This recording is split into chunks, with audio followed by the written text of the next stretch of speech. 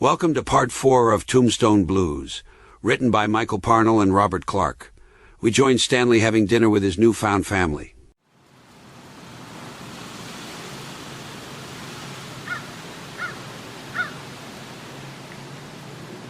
The back screen door opens and Stan enters slowly. Hello? He looks around the big kitchen he entered to find no one. Hello, Cornelius? Anyone here? The silence of the whole house causes his confused look. The large kitchen is cluttered with strange and odd objects. Walking around the long kitchen table, he notices several empty pickle jars on the counter. He heads toward the door leading down a hallway to the front door. Anybody? Hello? He creeps up the hardwood hall toward the front door.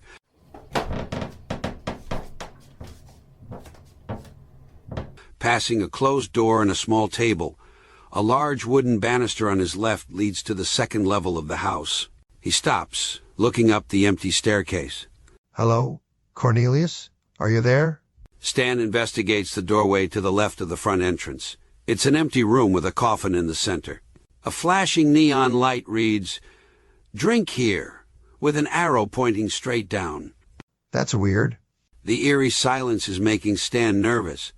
Walking toward the hallway again, his arm grazes a junk-covered small shelf.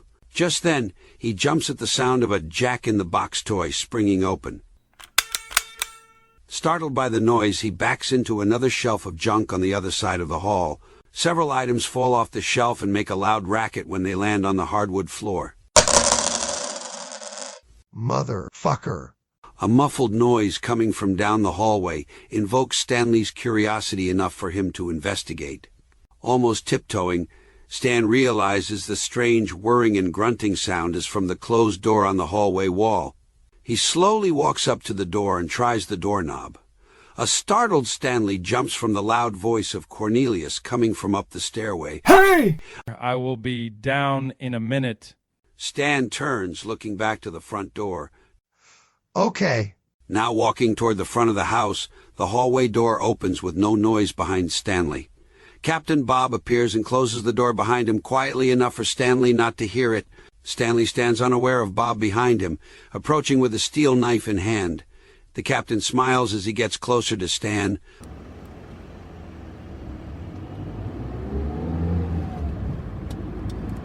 Meanwhile, on the road out front of the house, Officer Lance taps the steering wheel to the music as he drives. Different ornaments swing from the rearview mirror. His car turns into the driveway up to the house. He begins to sing along to the radio as he approaches the house. Parking behind Stanley's car, he sings louder. When the song ends, Lance exits the police car. Lance walks up the stairs to the front door and can see Stanley facing him through the screen door. Land sakes. Captain, what are you doing? Stanley jumps when he hears the officer through the door, and then again when Captain Bob, standing right behind him, answers the policeman. Oh, Lancey. You here for the big dinner? Jesus. Captain, what are you doing? The captain passes by Stan, ignoring him, to unlatch the screen door lock for the officer to enter. Lance walks in the door with his eyes fixed on Stanley. Yes. Hello, Captain. He stops just inside the door, adjusting his gun belt. Officer Lance and Bob stare at Stanley in uncomfortable silence. Stanley's eyes quickly shift between the officer and Bob. Lance's eyes squint into an intense look. The toothpick in his lips moves corner to corner of his mouth. Bob looks at Stanley with a stupid smile on his face. He spits a wad out the left of his mouth while his face makes various happy expressions. The silence is broken by Q-Key walking down the stairs carrying Cornelius. Oh, I can see we are blessed by an officer of the law. Greetings, Lance. I see you met our cousin Stanley. Bob makes his way to the closed double doors to the right of the house entrance, while Lance keeps his eyes locked on Stan. Not yet. Stanley extends his hand to the officer as Q-Key and Cornelius descend the stairs. Lance first looks at Stanley's hand and turns to Cornelius. We will see if he checks out. Stanley looks confused as he lowers his hand. Bob opens the double doors to reveal a full dining room of his dead, silent, odd relatives. The officer follows Bob into the room. Well, isn't that a nice how do you do? please, right this way. Cornelius and Q-Key both point to the open double door. Stan walks slowly into the crowded dining room in an unwilling manner. A long 20-seat dining room table is fully surrounded by Stanley's new kin. The table has plates with stacks of bread and 4 large, covered silver platters in the center. The only open seats are at the ends of the table and one at the corner beside Bob. The captain stands to wave Stan his way. You sit over here. Sit beside me. B-side, right here. This is your seat. He watches Stanley make his way past the group to his side. The captain spits behind the chair on the floor as he pulls it out for Stan. As Stanley sits, he is startled by something shin-high grazing his pant leg. He looks up to the table and can see the leering officer directly across from him. We're just waiting for mummies, all. Cornelius and Q-Key sit at the far end seat of the table. Cornelius starts to address the room, causing everyone to look at him. Hello, everyone. I am glad you all could make it. Mommy can't join us tonight to eat. Ever since she became single and got liposuction, she is going to the hotel all the time. She says she wants to bring a different man home every night. Anyway, this is our first family dinner without Uncle Skip, and he will be missed dearly. His zest for life smothered us all with his love. Now in his place, we have Stanley to fill his shoes. He points to Stanley, causing the room to look Stanley's way. Stan sheepishly waves to the group. Hi? They all look back to Cornelius as he continues. Since Mommy is not here, I will say grace. Everyone bows their heads except for the officer, who is still eyeballing Stan. Lord, thank you for all the glorious blessings. Stanley peeks to see Lance's glare and closes his eyes again. We will eat these gifts to make you smile. Amen. The group lifts their heads, and a few of the cousins lift the lids off the platters on the table. They reveal a mass pile of pickles on a bed of tuna. Everyone around the table stands leaning toward the food except Stanley. He looks to Bob. What's going on? Okay, get ready. Get set. Stan looks at everyone with a puzzled look. Go, you animals. The group starts to reach for what food they can get quickly. Stanley watches the food fly in the air as the crowd grabs at the strange feast with their dirty bare hands. Holy shit. Why didn't you get in the grub? Aren't you hungry? Oh, I didn't know I had to fight for it. Bob shakes his head while shoving 3 pickles in his mouth. Still chewing tobacco, he spits on his plate of food. Looking back to Stanley, he grabs a handful of pickles and tuna off his dish and slops it on Stanley's plate. Here you go, fella. You eat up. Returning to his dinner, he stuffs the food in his mouth as fast as he can with his hands. Oh no, I'm good. The rest of the group at the table are eating the same way, except for Cornelius and Officer Lance. They both fashion a sandwich from bread, pickles, and tuna. Lance keeps his eyes fixed on Stan, chewing slowly.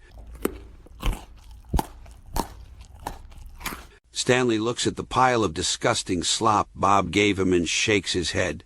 Wow. The captain finishes his bounty, turning back to Stan.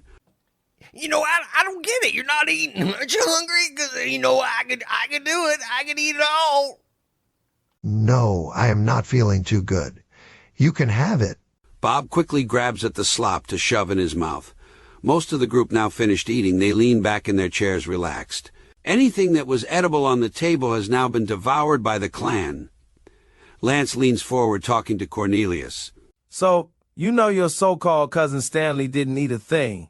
Not a gracious guest, if you ask me. Cornelius and the officer look to Stanley. What is the problem, Stanley? Do you not like our glorious feast? No, sorry. My stomach is not feeling too good. I think I'm just going back to the motel and lie down. Oh, okay then. We hope you will feel better.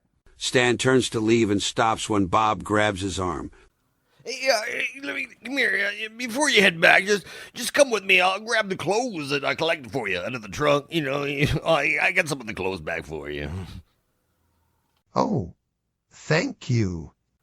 Well, it's all in the back. It's back of my boat. Back there, back of my boat. Bob stands and follows Stanley out the door of the dining room. Boat? The captain leads Stan out the back door and onto the lawn. This way. This down here. I live down back here. He walks into the brush at the back of the yard with Stanley.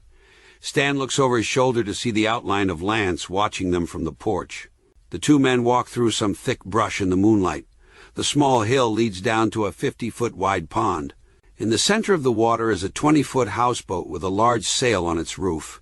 A dilapidated rowboat sits on the shore and reaches the houseboat. Wow, you meant an actual boat? Well, of course. Why do you think they call me the captain? They reach the rowboat as Bob turns to Stanley. Be careful crossing here. The captain leads them across the weather-beaten wood and climbs on the houseboat. The wide deck at the back of the boat is covered by all kinds of fishing gear. The only very old screen door leading inside is made of wood and stuck halfway open. Stanley tries to walk carefully around the filthy deck, while Bob disappears into the doorway. I'll be right back. Stan nods as he navigates a temporary seat on a crate beside him. Bob quickly returns wearing different clothes with a full black garbage bag in hand. He drops it in front of Stanley on the cluttered deck. Well, here you go. Sweet. Stan starts to dig in the bag of clothes to find a change while talking to Bob. I have to get out of these crap-covered clothes. He pulls out pants and a shirt to change into. Peeling off his shirt, he begins to interrogate the captain. So, Bob, have you worked at the motel for very long? No, not all the time. Not all the time. No. I've been fired from lots of jobs. The captain thinks back to remember his job with the Boy Scouts. It was a bright day by the lakeside. Captain Bob, distinguishable in his Cub Scout outfit, stood facing the shimmering lake, a beer firmly in his hand. Children played joyfully in the water about 50 feet away from him. With a nonchalant air, spitting tobacco juice through his stream of urine, he is arcing into the lake. He snaps back to reality, now looking at Stan. You know what? I never know why. I can't imagine. Stanley looked up at Bob, his tone turning serious as Bob spat out of the corner of his mouth. Listen, I am going to be honest with you. I don't know if I can handle this. Handle what? This life change, this place. I left everything to come down here. I don't know how to run a motel. I can't run my own life. Stan rubs his forehead, looking down at the deck. Bob spat again, placing a reassuring hand on Stanley's shoulder. No. Don't worry there. Don't feel bad, Uncle Stan. This is easy. We'll help you. We'll help you with all this shit. Stanley looks back up to Bob with tears welling up in his eyes. Thanks, but... No, I can show you. I can show you real good, like I'm good. I'll show you. Is there anywhere around here to get a drink? I think I need one. Yeah, sure. The Blam Tavern's up the road. I'm not allowed there anymore. I don't know why. Bob thinks back to his memories at the tavern when he was kicked out. Inside the semi-crowded Blam Tavern, Captain Bob stood with a pint of beer. A stream of urine trickled onto the floor. Smiling, he raised his beer in a toast to the bouncer.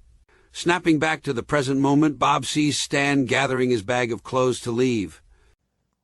Well, if it's the only bar in town, then I guess that's where I'm going. Stanley made his way off the boat, with Bob following closely behind. Yeah, sure, those fucking... The two men approached Stanley's car in the driveway of Uncle Skip's farmhouse. Oh, thank God. My car is here. Well, yeah, there it is. I told you that you took it for a boot. Stanley climbed into the driver's seat while Bob settled into the passenger side. Stanley has a foul look on his face. Holy mackerel, what is that smell? Smell? What's that? Smell? Stanley felt the steering wheel, noticing its now melted texture. What is with this day? Does the madness never end? He starts the car and rolls down the window. The headlights illuminate Officer Lance standing in front of Stan's car, staring at them. Stan jumps in surprise when he sees the officer. Thanks for listening to Tombstone Blues. Join us in Part 5, where Stan goes to the bar to get his much-needed drink, while Officer Lance has plans of his own. Till next time.